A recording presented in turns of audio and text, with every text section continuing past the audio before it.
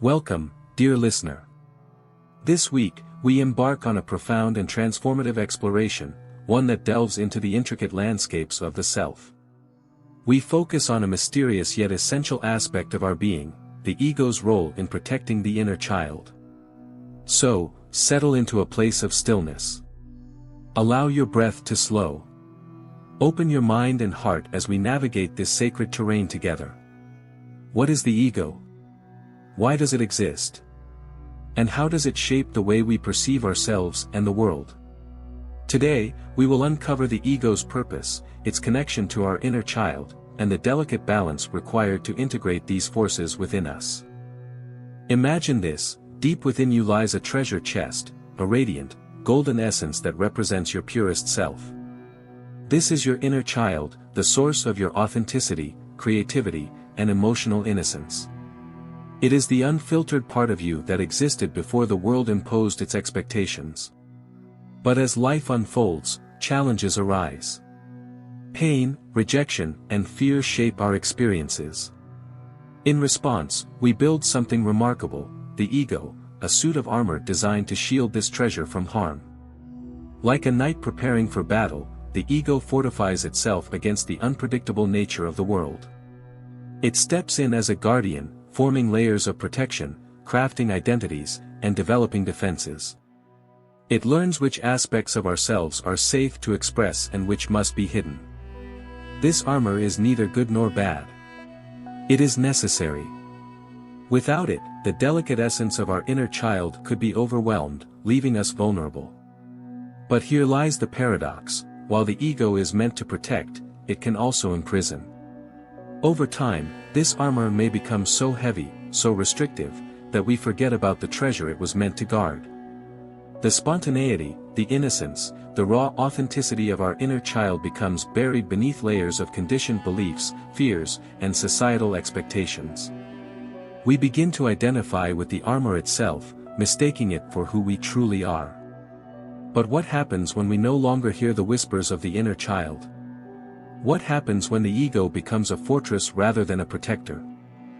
From a psychological viewpoint, the ego serves as our conscious identity, the part of us that navigates reality. It organizes our thoughts, manages our emotions, and structures our responses to the world.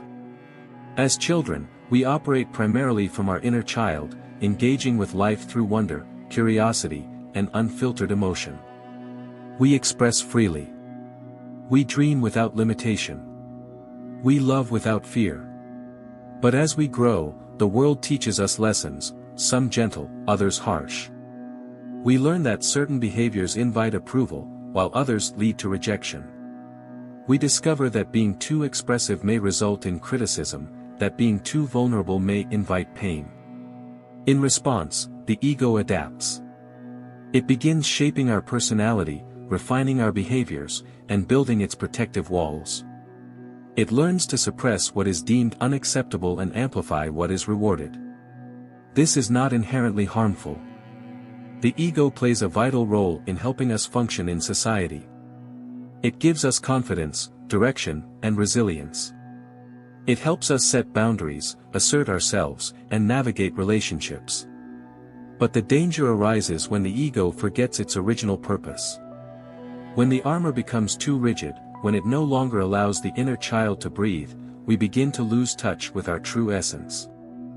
So how do we know when the armor has become too heavy? How do we recognize when the ego is no longer protecting but restricting us?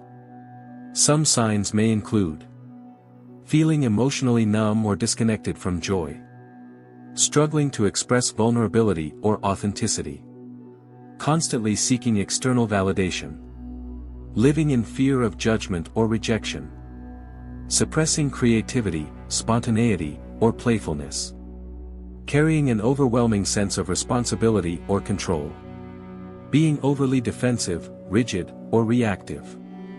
If any of these resonate with you, it may be your inner child calling for attention. It may be the treasure within, longing to be seen, heard, and honored once more. Now that we understand the relationship between the ego and the inner child, how do we begin the process of healing and integration? The answer is awareness and balance. A knight does not discard their armor entirely, they learn when to wear it and when to set it aside. Similarly, we must learn to work with the ego rather than against it. Here are some essential steps on this journey of integration. 1. Self-reflection, recognizing the ego's influence. Begin by observing your thoughts and behaviors. When do you feel most guarded? When do you suppress emotions or deny your true desires? Recognizing these moments is the first step in loosening the armor's grip. 2. Inner child work, reconnecting with your authentic self. To access the treasure within, we must reconnect with our inner child. This can be done through visualization, journaling, or engaging in activities that once brought you joy. Ask yourself, what did I love doing as a child? When did I feel the freest, the most alive? What emotions or experiences have I suppressed? Allow these answers to guide you. Give yourself permission to feel, to play, to dream once more. 3. Mindfulness and meditation, creating space between the ego and the self. Meditation is a powerful tool for softening the ego's grip. Through mindfulness, we learn to observe the ego without identifying with it. We create space for the inner child's voice to emerge. Try this simple meditation. Close your eyes and take a deep breath. Imagine yourself removing the armor piece by piece.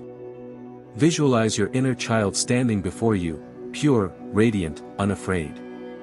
Offer them love, reassurance, and acceptance. This practice can help you cultivate a harmonious relationship between your ego and inner child. One of the greatest acts of healing is embracing vulnerability. True strength is not found in impenetrable armor but in the courage to be authentic. Begin by allowing yourself to be seen in small ways. Express your emotions openly. Share your dreams without fear. Surround yourself with those who honor your true essence. Little by little, as the armor softens, you will rediscover the treasure within. As we move forward, remember this: the goal is not to eliminate the ego, nor to regress entirely into the inner child. The goal is integration. Imagine yourself as a knight who wears their armor with wisdom, who knows when to defend and when to disarm. The ego, now a trusted companion rather than a ruler, assists you in navigating the world. The inner child, free to shine, fills your life with joy, spontaneity, and deep authenticity. This is the path of balance. This is the art of self-mastery. Thank you for joining us on this profound exploration of the ego and the inner child. May this journey inspire you to heal, integrate, and embrace your truest self. If this message resonated with you, share it with others who seek inner harmony.